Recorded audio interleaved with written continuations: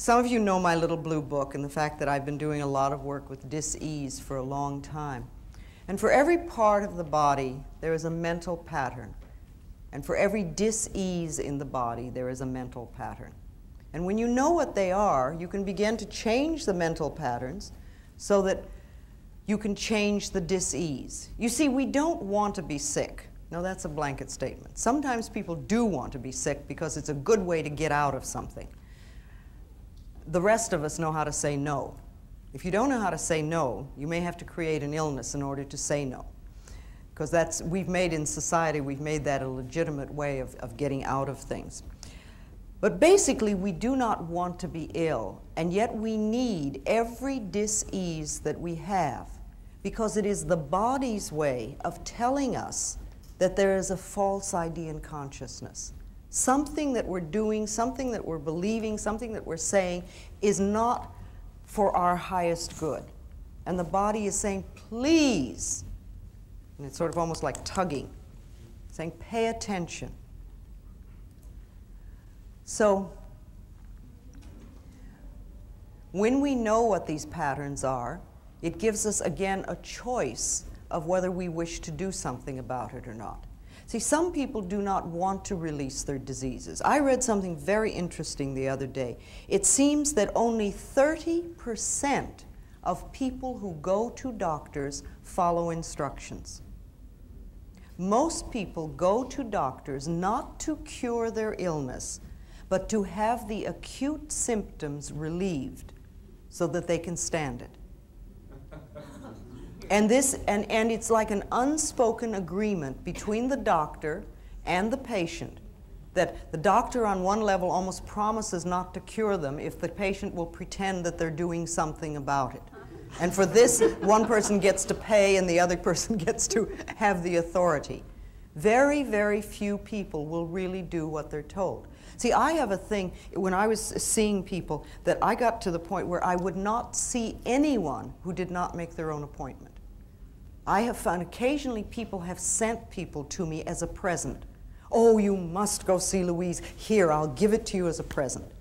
Every one of those has turned out to be a disaster. Half the time the people didn't turn up. When they did turn up, they weren't really interested. When they seemed to be interested, they never went away and did anything, or if they did, it was a little bit, and they never came back. We have to be ready to do it ourselves. Remember, each person has come to this planet to learn a lesson. You have your lessons, you have your lessons, I have my lessons, you have your lessons. They're all different. We cannot learn the other person's lessons. We are not here to change other people. We are here to change ourselves. That is what we've come to the planet for, to change ourselves. If we try to do it for someone else, or learn their lesson, or make it nice, they don't get to learn it. And even if we fix it, isn't it amazing how they turn around and recreate it again? And we all know people like that. We've paid their rent, or we've gotten them out of some mess, or we've done this for them or that for them. And 2 months later, they're in the same problem because it's their pattern. It has nothing to do. Teaching them how to get out of it, it is much better if they're willing to learn. So it's like, you know, the student must come to the teacher. And when the student is ready, the teacher is there, always. Let's talk a little bit about disease in the body. And I'd like to just generally go through the body on the different parts and different patterns. The head, basically, metaphysically, represents us. This is what we see of each other. Most of us, most of the time, wear clothes, and we're pretty well covered up. However, the heads show. So this represents us. And when there is something wrong in the head, it usually means that we're feeling very bad about ourselves. You know, headaches are almost always invalidating the self, which means making yourself wrong for something. And the next time you get a headache, you might just ask yourself, how am I making myself wrong? What have I just done that I'm putting myself down for? And see if you can't forgive yourself for it and allow that loving, accepting energy to flow. I mean, even if you've made a tremendous goof, so what? Take it as a learning experience, not as an excuse to beat yourself up. Because that doesn't do any good. When you punish yourself, you don't learn anything. The ears are the capacity to hear the truth.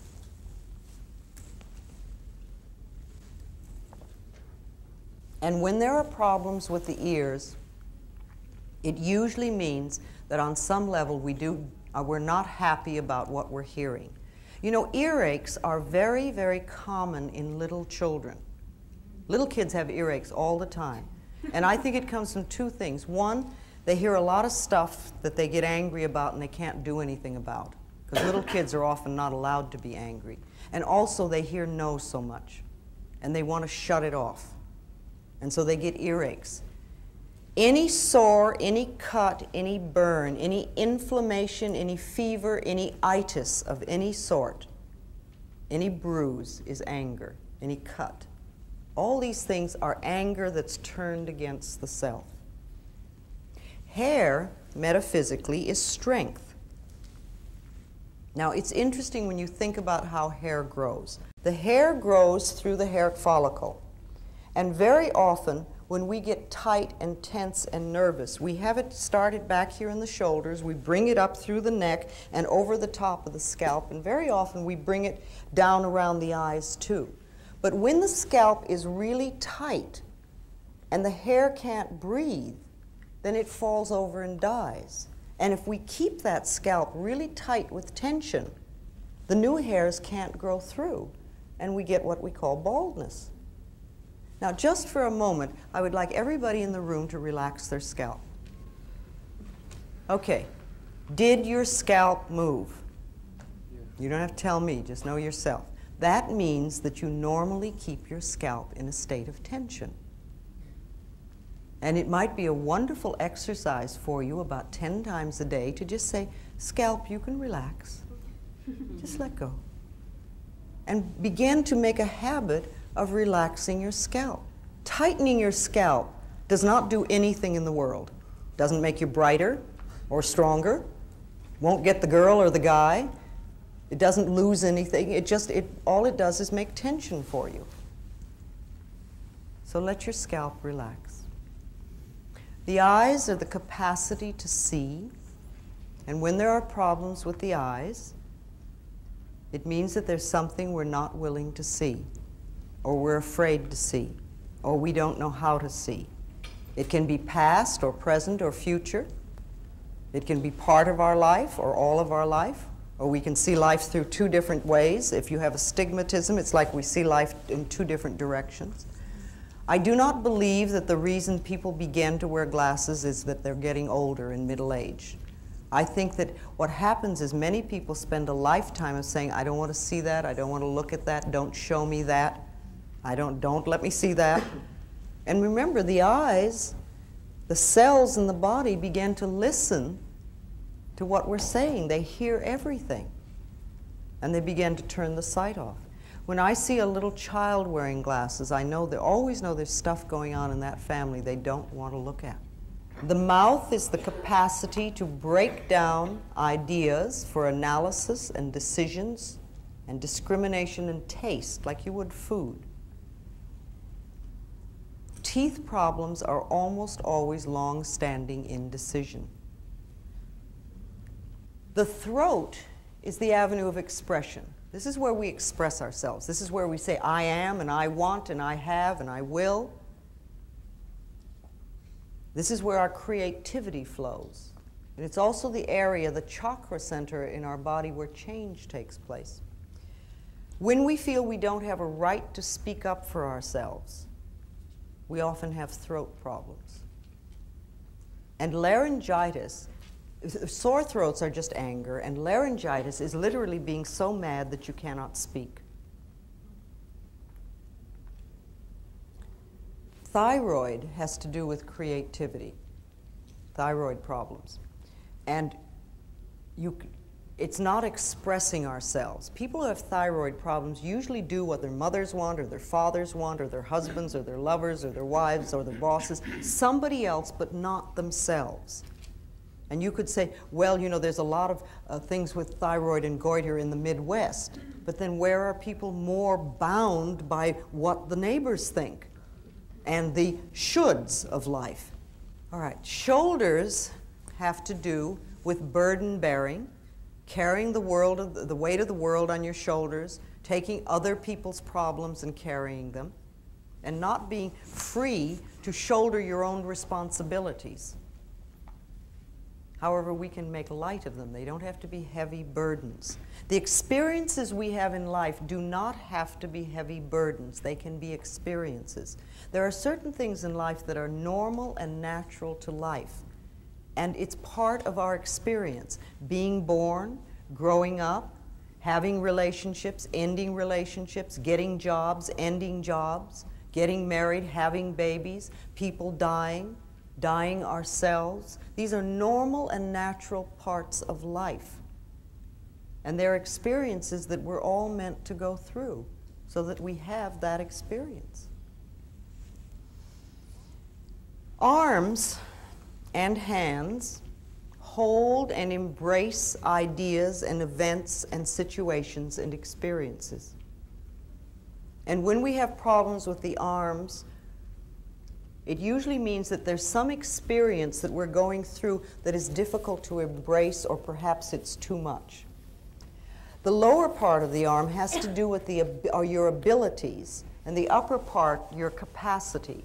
Now, I've noticed something, that when people nurse someone who has been ill for a long time, they often have upper arm problems. It's like they have the ability to do it, but their capacity gets stretched, and it becomes too much, and it's almost a burden. Hands hold and grasp, and they hold lightly and lovingly, or they clutch. And when there are problems with the hands, it usually means that there's something that you're experiencing and going through that is too difficult to handle. There's a problem with it. Fingers have to do with details. Our back, the back is the support of life. This is where we're supported by life, where we feel supported by life. And when there are problems with the back, it usually means that on some level we feel that we're not supported. The upper back has to do with the feeling of the lack of emotional support. It's like my husband doesn't support me, or my wife doesn't support me, my lover doesn't support me, my friends don't support me, my boss, feeling unsupported. The middle back has to do with guilt, all that stuff back there. And the lower back usually has to do with finances. And where do we have so much problems with the lower back? Sciatic nerve is almost always money. Fear of money, not money itself, but the fear of it. And it has absolutely nothing to do with how much you have. It's how you feel about it. You know, so many people think that money is the most important thing in the world, and if they don't have money, they would just die. But that's not true. There's a substance that is far more precious and far more important to us that we literally can't live without. What is that? Love. No, plenty of people are miserable and lonely most of their life and live. Air. Air. Your air, your breath. Your breath is the most important thing that you have, the most precious thing. If you didn't take another breath, you wouldn't last 3 minutes and you'd never get out of this room. And yet we absolutely take for granted that our next breath is there. Look at us, we're all in this room breathing, and I'm not saying don't breathe, there's not enough for me. We assume that it's there. And when we exhale, we don't think about where's my next breath coming from. Now, if the power that created us has given us enough breath to last for as long as we shall live, can we not begin to trust that the other things will take care of themselves? See, life is here for us. Life is here to support us, to take care of us, to be here for us. The entire planet has been put here for us to play with. We have everything that we shall ever need. It's already here. Only we have to know it, and we have to trust it, and we have to acknowledge it. Do you realize that there is more food on this planet than people could possibly eat? There's an incredible amount of food. Yes, it is true that there are people starving, but the food is here. There is more money on this planet than we know how to count. The money is here. Now, there are lots of people who are very broke, but the money is here. There are billions of people on this planet, and yet you will have people tell you that they're lonely. It has nothing to do with not being people. It's what we're doing with our heads. Everything is here for us. For every dis-ease on this planet, there is a plant that'll cure it. Everything is here for us. And the more we begin to trust life and acknowledge the beauty and magnificence of our own being, the more we find everything we need. It just pops up. Okay. Lungs have to do with taking in life. This is the breath of life. This is where we take in life. And we have the ability to take in just enough to get us by, or we can fill our lungs and really have all the cells in the body work well and our brain cells work well. Traditionally, for generations and generations, women have been very shallow breathers because we bought this story that said we're not good enough, that we're second-class citizens, and we began to believe that we didn't have the right to take up very much space, and we barely had the right to exist, and so we take in just enough air to keep us going. That's changing now, and it's wonderful. And one of the things that really excites me today is what's happening with women in the gyms. You know, we have worked in the fields for a very long time, but I think this is the first time that I'm aware of where women have really gone out for sports. And you see some of the female bodies in the gyms these days that go out and exercise. They are incredibly magnificent.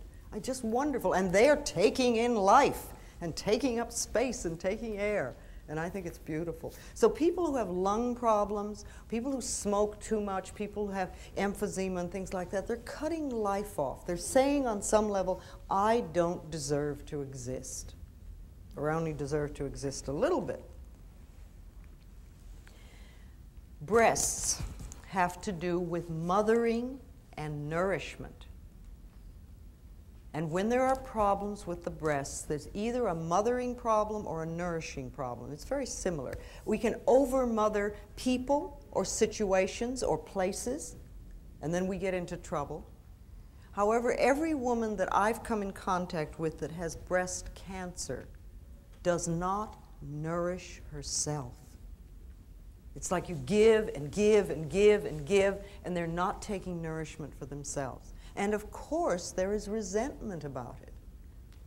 See, resentment is a pattern that eats away at the body and becomes cancer. Resentment and anger are very different. Anger is and you scream and yell like a baby. Babies get angry instantly, and they yell and shriek, and then they're through. And 2 minutes later, their smiles will just light up a room because they've gotten it out. What we do is we take offense at somebody for having done something that we created to begin with, because we're all 100% responsible, and we don't do anything about it, and we put it down in here and we start to let it seethe, and it boils and it eats away at us, and if we have it long enough, we can create cancer.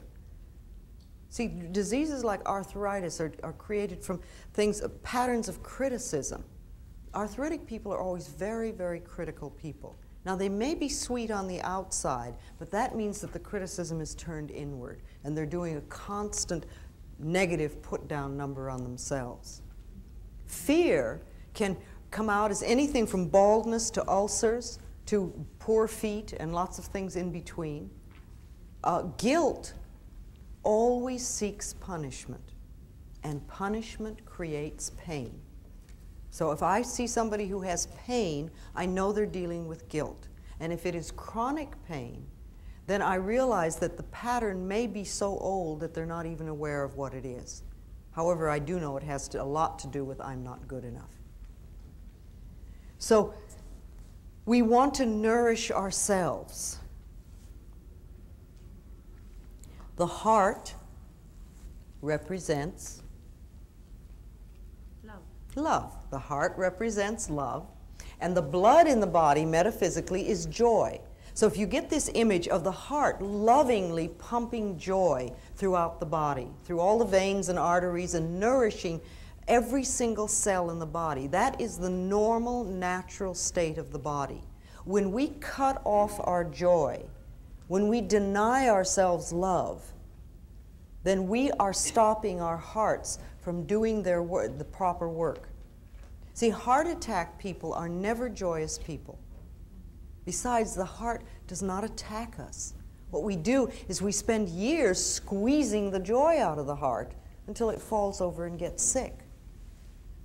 Now, anemic people are what I call yes but people. They come to you with a problem, and you say, well, you could do such and such. Oh, yes, but. Or you say, let's go to the movies, and they go, oh, yes, but. It's like they're just pulling that rug out from under themselves all the time, and they get what we call tired blood. The blood doesn't have the joy flowing through it. Now, high blood pressure is like emotional sprees. Everything becomes a big deal. Everything is a huge deal. And again, it may be not on the surface. It may only be inside. And low blood pressure is just the opposite. Low blood pressure and hypoglycemia are very similar. It's like, what's the use? It won't work. Why try? Don't bother. It's just, again, it's just, there's this, no get up and go. All right. Kidneys have to do with disappointment and failure and fear. And the word kidney has the word kid in it. And if you think of a little child, they can drop their lollipop and it is the tragedy of the world. The whole world is ended for them at that moment. People who have kidney problems have a tendency to react to life in the same way. They make huge deals out of experiences. And if you speak to anybody who's on a dialysis machine, you will find out that about 2 months before that happened, they experienced what they considered a big loss in their life, either a relationship or a house or a job or something like that. And it's like they feel they can't go on. They just can't go on. They don't know how to filter that experience through them. The liver is the laboratory of the body. It does over 500 different functions, and it is also the seat of primitive emotions. So when we are very angry, that's like rage and anger and hatred sit in the liver. And when they do, then they create a lot of problems. If you're a very angry person, you can throw your liver off. If your liver is off, you can become a very angry person. For instance, everybody in AA is an angry person. You've got two givens with anybody in AA, a lot of self-hatred and a lot of anger. And both of those need to be dissolved before the real healing can take place. Stomach. Stomach digests ideas. We have taken in, it's intake, assimilation, and elimination. So the stomach is there to assimilate ideas. And very often when new experiences happen, we have problems assimilating them. It's something outside. Bells go. It's all right. We'll assimilate this experience. And they have a right to make some noise. If a noise happens and it disturbs you, if you give it permission to be there, it's amazing what happens. Like we give that permission to make that noise, and then it sort of goes away from our consciousness. People get very frightened about experiences, and they find it difficult to digest them. You see, ulcers, remember, are nothing more than I'm not good enough.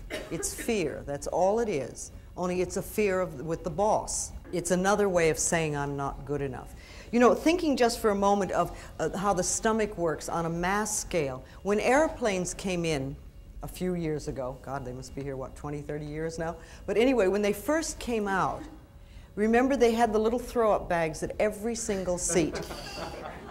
And everybody, we were flying, but this was a new idea that we did not know how to stomach. The idea of getting in a little metal tube and going through the sky and getting down on another place was not something that we could stomach easily. So everybody was throwing up into their little bags, and they'd roll them up and hand them down to the aisle, pass them down the aisle to the stewardess who was running up and down the aisles collecting these bags because people were throwing up. We were frightened.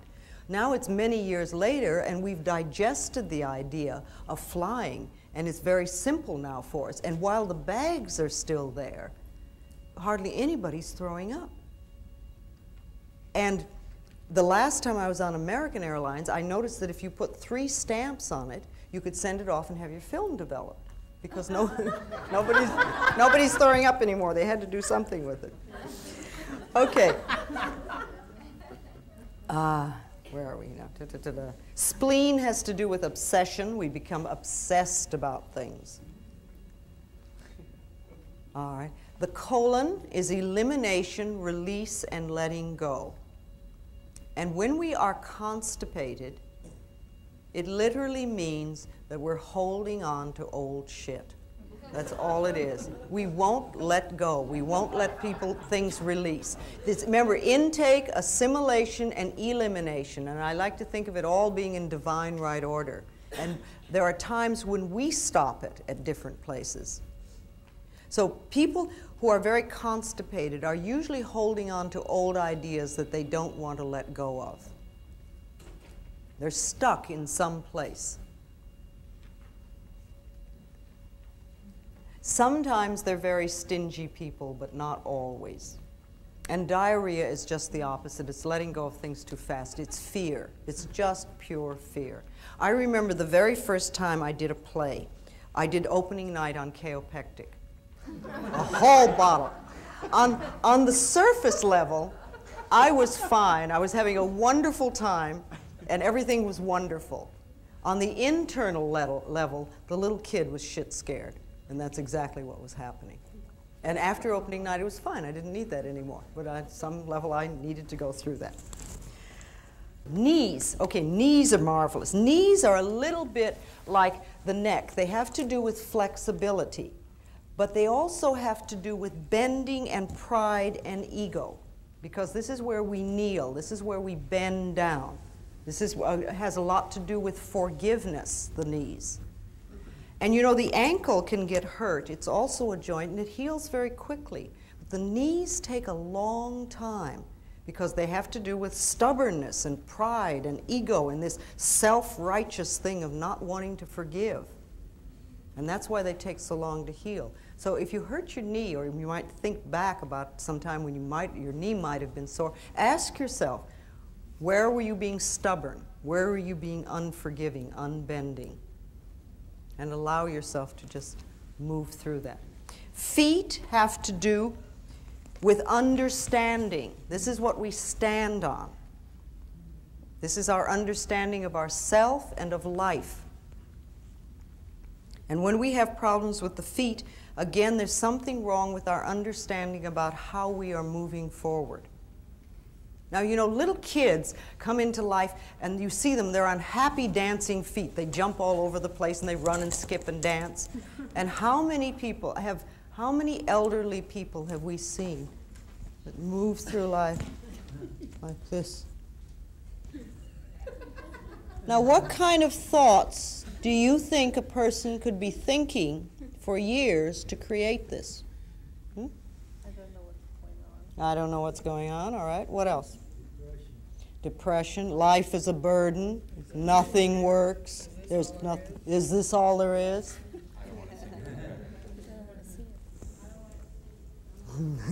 I don't want to see a lot of those things. Remember, our bodies follow our thoughts. And you can look at a lot of people and know what their thoughts are just by looking at their bodies. Our skin is our individuality. And when we feel threatened by anything, we often get skin problems.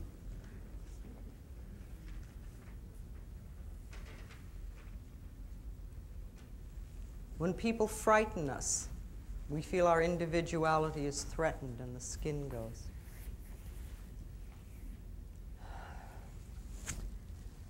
All right, let me talk a little bit about the genitals.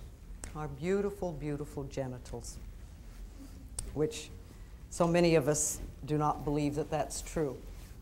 However, the genitals are just as beautiful as any other part of our body, and they have their own special functions, and they have more nerve endings than any other part of the body. They are meant to give pleasure, and that's what they're for. We have a lot of stuff about our genitals, and this is unfortunate because they either represent the most feminine part of ourselves, our femininity, our feminine principle, or they represent the most masculine part of ourselves, our masculinity, the masculine principle. And when we do not feel good about ourselves as men or women, or about our sexuality, we can have a lot of problems with our genitals. It's very, very seldom that I talk to people who were raised in a family where the genitals and their functions were called by the right names. We all had euphemisms for everything. Let's share a couple of them. What were the euphemisms for you as a child? Yes? Our no-no. Okay. All right. Okay. All right. Yeah, that makes you feel good, doesn't it? What else? Yes? A wee-wee. Yes? Nasty, nasty. Nasty, nasty. Boy, you must really... Okay. Yes? Down there. Private parts. Private parts. What? Couldn't even talk about it. Do you see? And just notice the laughter in this room at the moment. Here we are, grown-up adults. Supposedly we all have it together sexually. And the minute we mention what we called it when we were a child, we start to giggle nervously like that we're doing something wrong. It doesn't matter really what it was. It could be from the most awful word to just sort of down there. But we get the idea that there is something wrong between our legs. And we start treating ourselves that way. And then we wind up with all sorts of sexual problems.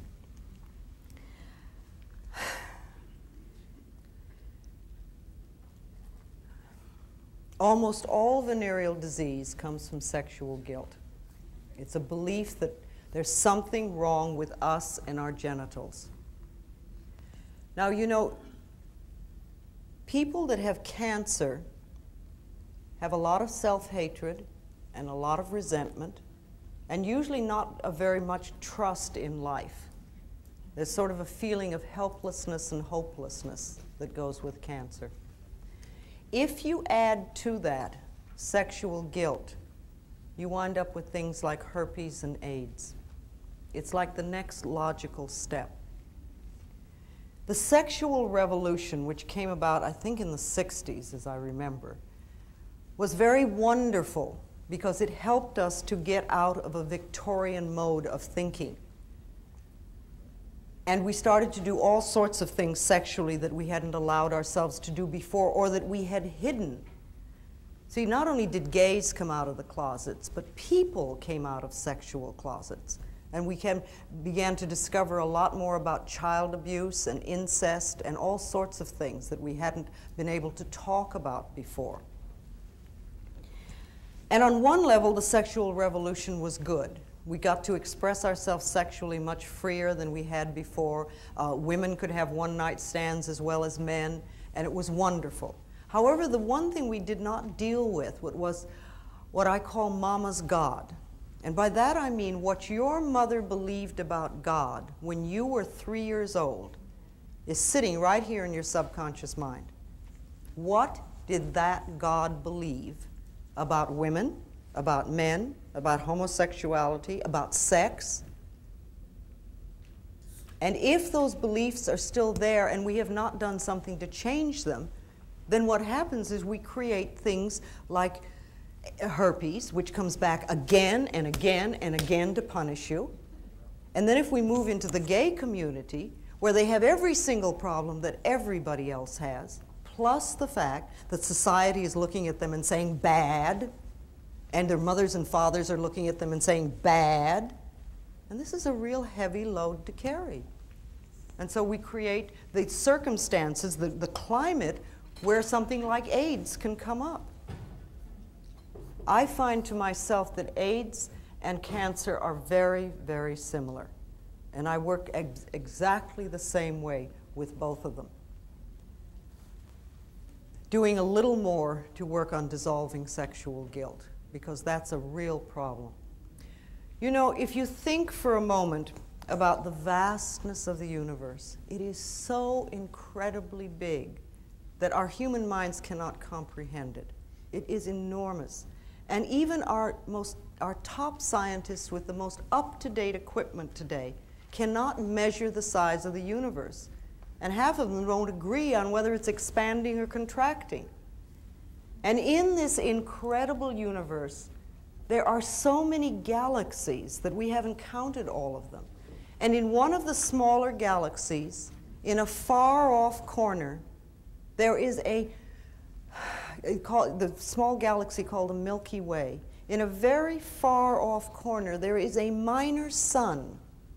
And around this sun revolve a few pinpoints, one of which is called planet Earth.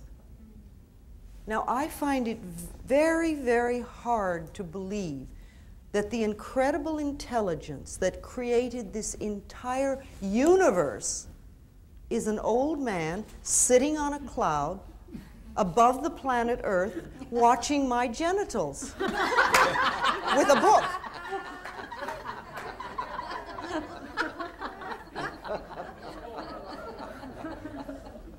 And yet it doesn't compute. It does not compute. And yet how many of us were raised to believe that? And many of us are living it.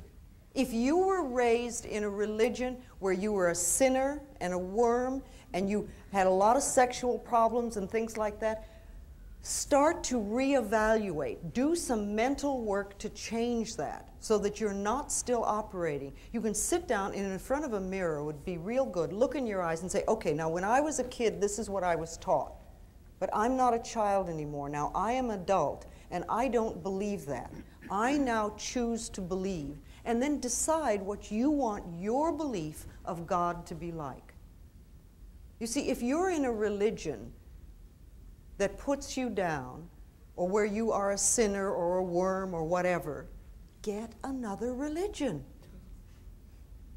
There are plenty of them. They all tell you that they're the only way.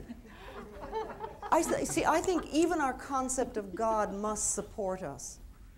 And you do not have to have the same concept of God that your parents had or your grandparents had. You don't have to. Each person is a unique individual, and each one of us creates our own lifestyle and our own belief system. And I think we need to constantly reevaluate what we believe. And particularly if we believe things that don't nourish us. Think, why do I believe that? Where did I learn that? Is that really true for me now? Does it make sense? Maybe I could let that one go. You might create a pair of psychic scissors and cut them out of your consciousness. Or create a great big wastebasket and say, okay, that one goes there. And decide that you just do not choose to live under old limitations anymore. Refuse to believe in worry. Begin to trust the universe and watch how it works.